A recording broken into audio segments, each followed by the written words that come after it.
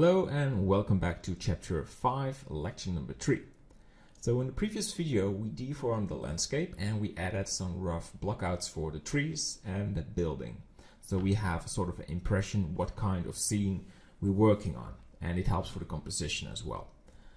The next thing what I like to do is work on the building. So we will hide everything and work in the building collection. So let's get started. So we disable the terrain.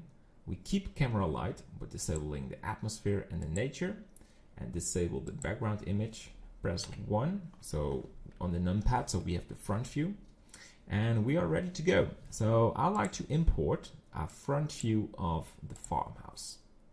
So we scale this, and we drag this to the middle. Let's put this on this red line. Let's make it a bit smaller. All right, and we also import the right side of the building. So scale this as well and try to measure it with the other image. All right, GX, and left click on the magnet, sort of a freeze, click rotate, and we want to have a view on the properties. Press R, Z, and well, RZ, rotate this to the left, and we want 90 degrees. There we go. And now we go to the top view, or let's say to this view, and we press GY, GX, and turn off the magnet so it's not snapping. GX, yeah, GY. Good. Move this a little bit more to the left so we have some spacing. And I also want to import the top view image. So there we go. And we go to the top view. I need to scale this as well. We drag this and press GX. Let's scale this a bit more. Needs to have the same size. So I think the best thing to do is we have to match these two. Just a bit more. Yeah, GZ, GY. All right, let's just move it there, and we will probably need to move it later on.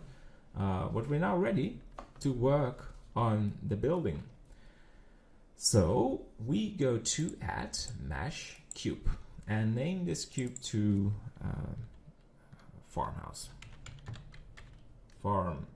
Build frame, base model, base frame, because we will add more objects, and if we just call this farmhouse, it will be looks a little bit weird. But base frame, and move this to the buildings. All right, so we go to the render view, and we'll have the same color as the background image. I hope it's not really distracting. We move this a little, go to edit mode, and we turn off proportional editing, and we start with scaling it. So scaling like this, tab, G, and edit mode, and SX. We're not in a rush, we just work slowly on the core.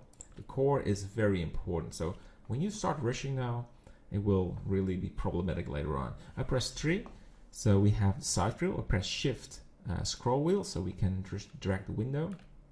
Press Tab, G, Y, so we can move this. Tab and press SX, S, Y, because we have a different view.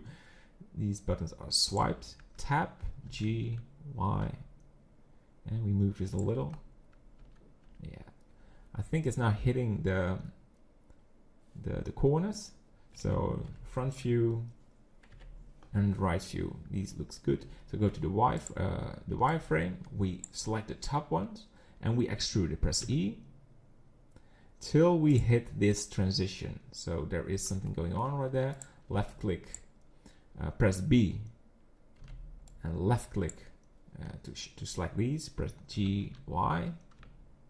There we go. And same for these. G, Y. All right. So we select them again. Press E.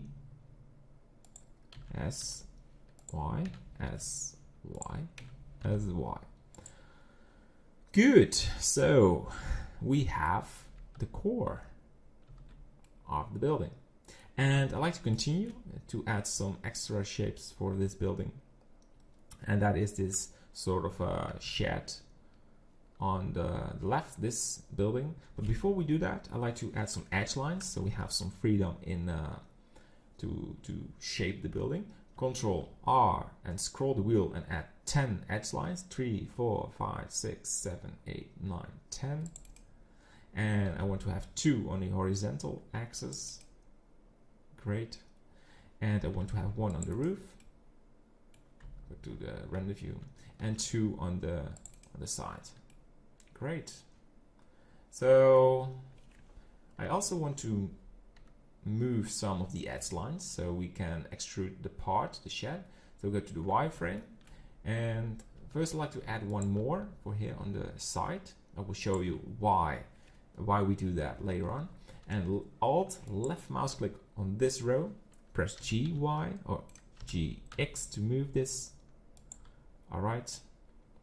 And we are now ready to extrude it. Press 3 on the keyboard, so we are in the face mode. Go to the render view, and we start left, shift, left click to select all of these. There we go. Oh, and you don't want to select these, and that's why we added 1 extra edge line, because we now have this part, and we press E to extrude it.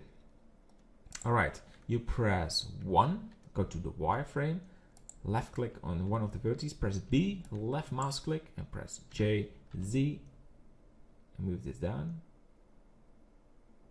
And I can see I made a mistake, and we have to restore it. So what I did was I extruded it from the roof, and I want to have some spacing right there. So I press Ctrl Z, Ctrl Z, Ctrl Z, Ctrl Z, Ctrl Z, and press Ctrl R and add this extra edge line. It's good to make a mistake.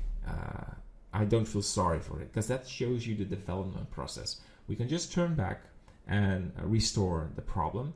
And yeah, it's good to see how to restore things, right? It will happen with your modeling as well. So it's all part of the process. It wasn't my original idea to make this mistake, but it just happened, and we're there.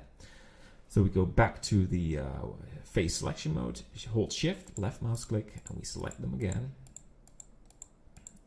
Yes.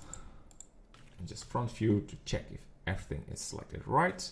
Go to this, the side view, and we extrude it. There we go. And I go to press 1, and I like to move these down and select the top part and move that down as well. We create 1 extra edge line and select the top part, Z, and render view. All right, so and we have now some nice sort of a corner hole, and that will add some extra depth in this on this object. All right, so this is the end of this lecture 3. So we added the black background blueprints, just background blueprints, and we have this rough shape of the building, and you can see how powerful these background images are to just put them in the right position. Good. So I see you in the next lecture, where we'll just continue with the block out and add some extra objects like this part of the building. So this is sort of an extra extruded part, and the small roofs. All right, see you in the next one. Bye bye.